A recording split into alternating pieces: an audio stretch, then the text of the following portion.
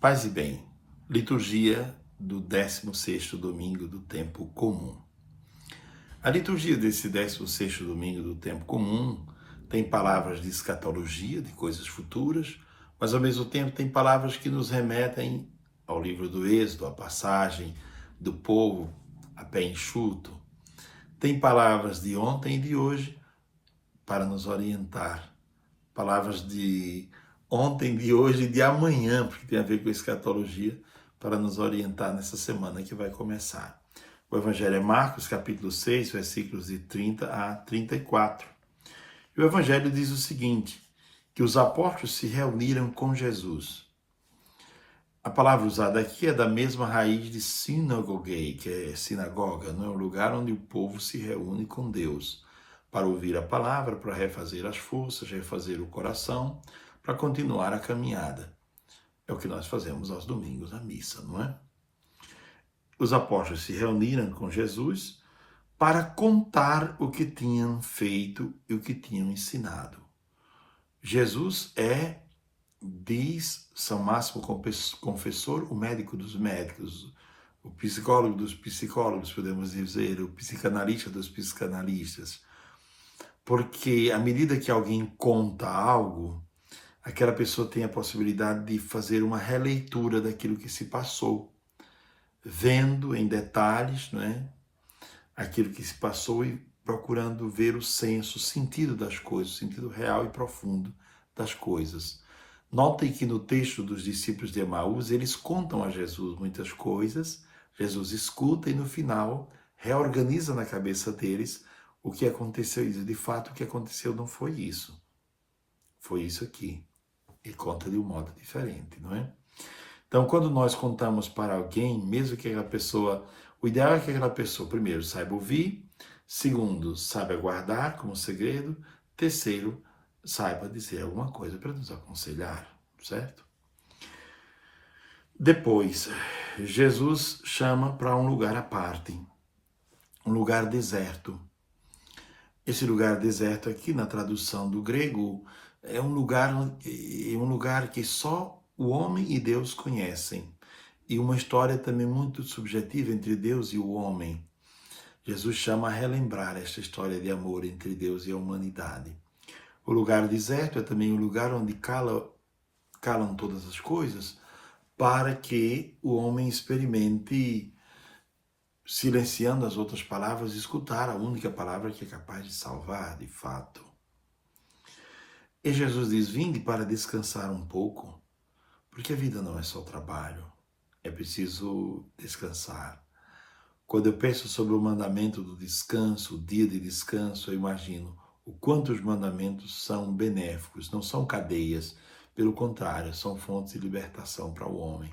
Um dia para descanso, determinado pelo Criador. A vida, né, começa no jardim e a semana começa no domingo, que é o dia do descanso. Ao desembarcar, sim, eles foram com Jesus, e ao desembarcar perceberam que uma numerosa multidão tinha vindo a pé. Como é que vieram a pé? Por um lugar onde só se chegava de barca. Essa multidão representa a multidão que atravessou o Mar Vermelho a pé enxuto. É a nova humanidade, conduzida por Cristo a atravessar o mar a pé enxuto para encontrar a terra prometida. Então veja que texto belíssimo, não é? Aprendamos com esse texto o valor de nos reunir a Cristo sempre. Vinde a mim todos vós que estáis cansados e abatidos, eu vos darei descanso. Segundo, aprender a partilhar com Cristo, conversar com Cristo, ter uma oração muito mais informal com Cristo. Terceiro, ter esse lugar de segredo, de secreto com Deus, construir um secreto com Deus, um lugar de oração profunda, onde você possa dizer da sua alma, do seu coração, das coisas mais profundas da sua vida. Quarto, está disposto a escutar a voz de Deus também. Você falou, agora escute a voz de Deus. Ir ao deserto, lugar onde calam todas as vozes, para que o homem escute a voz do Criador, certo?